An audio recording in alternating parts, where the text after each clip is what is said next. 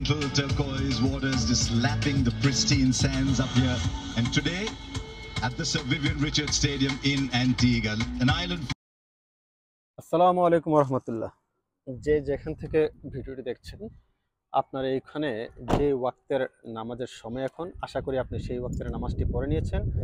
আর কেউ যদি এখনও সেই ওয়াক্তের নামাজটি পড়ে না নিয়ে থাকেন, আশা করি সেই ওয়াক্তের নামাজটি পড়ে নেবেন। কথা বলবো বাংলাদেশ বনাম ইন্ডিয়ার মধ্যকার যে সুপার 8-এর ম্যাচ, সেটা নিয়ে কিছুক্ষণ আগে শেষ হয়ে গেল। বাংলাদেশ সেই ম্যাচে হেরে গেছে। কথা বলতে চাই কি কি দোষ ছিল, বাংলাদেশ কেন হারলো, কেন এত বাজেভাবে বাংলাদেশ হারলো ইন্ডিয়ার কাছে, সে ব্যাপারগুলো কথা বলবো। কথাগুলো শুনবেন মনোযোগ দিয়ে। আপনাদের কি ধ্যান ধারণা মন্তব্য করবেন কমেন্ট বক্সে। দেখেন, বাংলাদেশ যে ম্যাচটা খেলেছে, সর্বপ্রথম যদি আমি বলতে চাই, বাংলাদেশ পিঠ বাঁচানো একটা ম্যাচ খেলেছে, পিঠ বাঁচানো ব্যাটিং করেছে। শুরুতেই বাংলাদেশ ব্যাকফুটে চলে গেছে। বাংলাদেশের সুযোগ ছিল, টসে যেহেতু বাংলাদেশ জিতেছিল, বাংলাদেশের সুযোগ ছিল আগে ব্যাট করার, কিন্তু বাংলাদেশ শুরুতেই দেখলাম যে একটা ডিফেন্সিভ একটা মনোভাব প্রকাশ করলো। তারা টসে জিতে সর্বপ্রথম ফিল্ডিং করার সিদ্ধান্ত নিল। দেখেন, বাংলাদেশ ব্যাটিং লাইনের যে ভাঙুর অবস্থা, বিশেষ করে যদি আমি বলতে যাই টপ অর্ডার, বাংলাদেশের টপ অর্ডারের যেই অবস্থা, এতে করে বাংলাদেশ কিভাবে ভরসা পায় যে ইন্ডিয়া একটা টার্গেট দিবে বা ইন্ডিয়াকে কম রানে আটকিয়ে বাংলাদেশ ম্যাচ জিতে যাবে, এটা কোন ধরনের পরিকল্পনা আমার মাথায় আসে না। আমার এই ক্ষুদ্র জ্ঞানে, ক্রিকেট জ্ঞানে আমার মাথায় আসে না কি ভেবে, কি চিন্তা করে ইন্ডিয়ার মতো দলকে, এত শক্তিশালী একটা ব্যাটিং লাইন আপ ওলা দলকে আগে ব্যাট করতে পাঠায়। আমার মাথায় আসে না, যেখানে নিজেদের অবস্থা ব্যাটিং লাইনের খুবই করুণ, একটা ভাঙুর অবস্থা।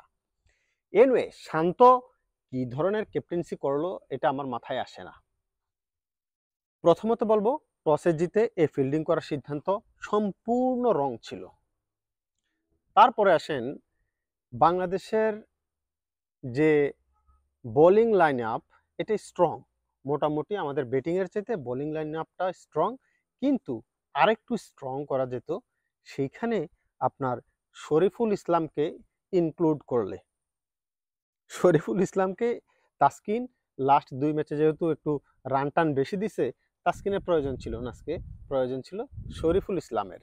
শরীফুল যেহেতু ইন্ডিয়ার সাথে প্রস্তুতি ম্যাচেও ভালো খেলছিল, সেহেতু আপনার শরীফুলকে আজকে ম্যাচে নিলে কি হতো, যেহেতু আপনার ইন্ডিয়ার শুরুতে ডানহাতি 2জন ব্যাটসম্যান, ডানহাতি 2টা ব্যাটসম্যান ছিল রোহিত শর্মা, বিরাট কোহলি, সেই সুবাদে আপনার বিশেষ করে শরীফুল অনেক বেশি ইনসুইং আউটসুইং বল করতে আমরা দেখছি, শরীফুলের প্রয়োজন ছিল। যাই হোক, টিম ম্যানেজমেন্ট কি চিন্তা করছে এটা আমার মাথায় আসে না। প্রথমত ব্যাটিংয়ের না নিয়ে বোলিং নিল, তারপরে একজন পেসার কম নিছে। কার উপর ভরসা রাখছে? ভরসা রাখছে সাকিব আল হাসানের উপরে। সাকিব আল হাসানের বোলিং ফিগার যদি আপনি ওয়ার্ল্ড কাপে দেখেন, মানে ভয়ঙ্কর লেভেলের বাজে। সাকিব আল হাসান অন্য সময়ের তুলনায় এই মুহূর্তে ব্যাটিং বলেন বোলিং বলেন কোনোটাতেই নেই। ব্যাটিং সামান্য করে, তার কারণ হচ্ছে তার চোখে প্রবলেম। এই চোখে প্রবলেমের কারণে সে তার যে ধরনের বোলিং আমরা আগে দেখছি কিংবা যে ধরনের ব্যাটিং আমরা আগে দেখছি, সেই ব্যাটিং কিংবা বোলিং কোনোটাই করতে পারতেছে না, তার উপর ভরসা করা যাচ্ছে না। তারপরে এই বোলিং লাইন আপ নিয়ে প্রথম 3-4 ওভারে ইন্ডিয়া প্রচুর রান করে ফেলছিল। তারপরে আইসা আপনার রানটা 7-8 ওভারের পর একটা চেক দিছিল, দেখলাম যে 5-6 ওভারের পরে 10 ওভার পর্যন্ত মোটামুটি একটা ভালো পজিশনে বাংলাদেশ ছিল, যখন 3টে উইকেট পড়ে গেল ইন্ডিয়ার। সাকিব আল হাসান তখনই বাজে বল করতেছিল, উইকেট একটা পাইছে, এটা জাস্ট আনলাকি রোহিত শর্মা, এই জন্য উইকেট পাইছে। তারপরে দেখলাম যে কি করলো, 10 ওভার বা 12-13 ওভারের পরে যখন 100 ক্রস করে ফেলছে, সাকিব আল হাসানকে আরেকটা ওভারের জন্য ওই সময় আনলো নাজমুল শান্ত। এটা কেন আনলো আমার মাথায় আসে না। যেই জায়গায় মাহমুদুল্লাহ রিয়াদ 2 ওভার বল করার পরে মাত্র 8 রান দিছে, 2 ওভার বল করার পরে 8 রান দিছে, সেই জায়গায় মাহমুদুল্লাহ রিয়াদকে অনায়াসে আরও একটা ওভার করাইতে পারতো সাকিবকে দিয়া, আর ট্রাই না করলেও পারতো, যেহেতু রান সাকিব অলরেডি 13-14 করে প্রতি ওভারে দিচ্ছে। সেই তুলনায় আপনার মাহমুদুল্লাহ রিয়াদকে আর একটা ওভার দিয়া কোনো রকমে শেষ করে দিতে পারতো রানটা। এই যে হাই স্কোর চলে গেল, আপনার দেখেন এই রানটা এক পর্যায়ে মনে হচ্ছিল প্রথম দিকে ঠিক আছে 200 ক্রস করে যাবে, কিন্তু তারপরে বাংলাদেশ যখন 3টে উইকেট নিয়ে নিল, তখন কিন্তু মনে হয়েছে যে না, বাংলাদেশ চাপাইয়ে ধরছে ইন্ডিয়াকে, মোটামুটি 150 কিংবা 160 রানের ভিতরে রেখে দেবে। তারপরে 14 ওভার 15 ওভারের থেকে যখন সাকিবের ওই ওভারটা আসলো, এক ওভারে রান নিয়ে নিল কত, 15 না 16 রান। তারপরে আবার আসলো মুস্তাফিজের এক ওভারে রান নিয়ে নিল 14 রান। ওইখানেই খেলাটা অনেকখানি ওরা চলে গেছে, বিশেষ করে যখন হার্দিক পান্ডিয়া আসছে। এনিওয়ে রান এখানে চেক আরেকটু দরকার ছিল, বাজে ক্যাপ্টেন্সির কারণে রানটা আসলে হয়ে গেছে আপনার 196 রানের টার্গেট। 196 রানের টার্গেটে ব্যাট করতে এসে যে ব্যাটিংটা শুরু থেকে করা দরকার ছিল, যে আমরা তো জিতবো না হয় হেরে যাব ম্যাচ, কিন্তু শুরুতেই একটা পিঠ বাঁচানো একটা ক্রিকেট আমরা দেখলাম। যথারীতি লিটন কুমার দাস কত করলো, শুরুতেই এসে আপনার দেখলাম যে প্রথম 6 বলে সে কোনো রান করতে পারে নাই, প্রথম 6 বলে রান করতে পারে নাই। তার যে ডিফেন্সিভ যেই মনোভাব, সেই মনোভাবটা ওই অস্ট্রেলিয়ার সাথেও দেখাইছে, সেম আজকে আবার ডিফেন্সিভ মনোভাব, তার সেম ক্যাটাগরি ব্যাটিং। একটা আগ্রাসন থাকবে ওপেনার ব্যাটসম্যান, আপনার টার্গেট সামনে 196, আপনার সেই টার্গেটটা যদি আপনি ফলো করতে যান, সেই লক্ষ্যে যদি আপনি ব্যাট করতে যান, যেভাবে আপনার ব্যাট চালানো উচিত ছিল সেভাবে আপনি ব্যাট চালাতে পারেন নাই। তার মানে কি, আপনি শুরুতে ডিফেন্সিভ, আপনার পিচ বাঁচানো, আপনার কিছু নিজের রান করার দরকার, 15-20 রান বা 20-30 রান, এটা হোক 20-30 বলে হোক, রানের চাইতে বল আপনি বেশি খেলেন সমস্যা নাই, কিন্তু আপনার টার্গেটটা হচ্ছে শুরু থেকে ডিফেন্সিভ, যে আপনি যেন কি করতে পারেন, নিজের রানটা একটু করতে পারেন, যেন পিঠটা বাঁচে, খেলা শেষে যেন পিঠ বাঁচে, সেই একটা টার্গেট নিয়ে আপনি ব্যাট শুরু করলেন।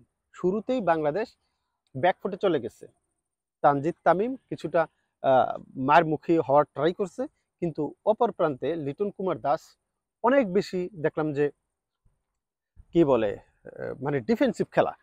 তারপরে শান্ত কিছু সময় একটু ট্রাই করছে, কিন্তু সাকিব আল হাসান, তাহিদ হৃদয় আজকে ব্যর্থ, সাকিব আল হাসান ব্যর্থ। ওই যে বাংলাদেশ যে ব্যাকফুটে চলে গেছে, প্রথম 10 ওভারে যে রানটা হওয়ার কথা ছিল, 10 ওভারেই তো বাংলাদেশ ব্যাকফুটে চলে গেছে। ওই যে ব্যাকফুটে চলে গেছে বাংলাদেশ শুরুতেই, সেইটা আর রিকভারি করতে পারে নাই।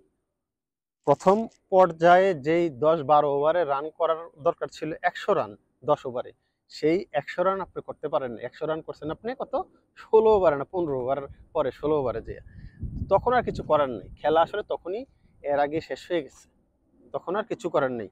সবচাইতে একটা মানে আমি দেখলাম যে এটা কি টিম ম্যানেজমেন্ট বা কোচের ডিসিশন আমি বলতে পারলাম না, যখন কিছু প্লেয়ার ফর্মে থাকে তাদেরকে একটু মানে কি বলে শিফট করে সামনে খেলানো উচিত। তাওহিদ হৃদয় অ্যাটাকিং ব্যাটিং করে, আজকে খারাপ চলছে এটা ওকে, কিন্তু সে তো একটু অ্যাটাকিং ক্রিকেট খেলে, তাকে কি করা উচিত ছিল, তাকে সামনে আনা দরকার ছিল। মাহমুদুল্লাহ রিয়াদ ফর্মে ছিল, তাকে সামনে আনা উচিত ছিল।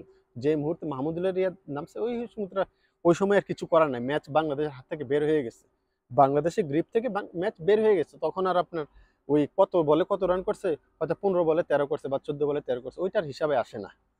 আরো যদি আগে একটু তাদেরকে শিফট করে রিশাদ কিংবা রিশাদের আগে মাহমুদুল্লাহ, তাহিদ হৃদয়, এদেরকে যদি 4 থেকে 5 নম্বরে আপনি খেলাইতে পারতেন, তাহলে কিছুটা হয়তো আশা ছিল।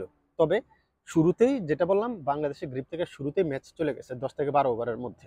আর ওই যে ডিসিশন মেকিংয়ে খুবই বাজে ক্যাপ্টেন্সি হয়েছে, শুরুতে ব্যাট করা দরকার ছিল, তারপরে রানটা আর একটু কমে রাখা দরকার ছিল। এই পিচ 170 রানের পিচ, 170 রানের পিচে আপনি 200 রান ইম্পসিবল।